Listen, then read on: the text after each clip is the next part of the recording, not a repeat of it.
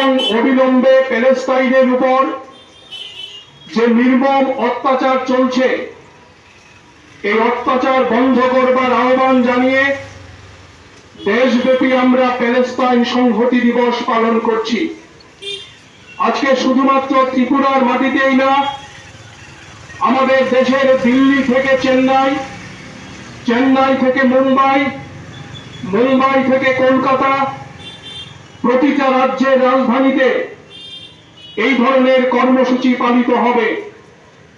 এবং শুধুমাত্র ভারতের মাটিতেই না, আমরা জানি এই সময়ে সারা পৃথিবীর শান্তিকামী মানুষ, প্রগতিশীল মানুষ, যুদ্ধ বিরোধী মানুষ এই প্যালেস্টাইনের উপর যে নির্মম কায়দায় ইসরায়েল বাহিনী হামলা সংগঠিত করে চলছে, তার বিরুদ্ধে প্রতিবাদে সোচ্চার হচ্ছেন।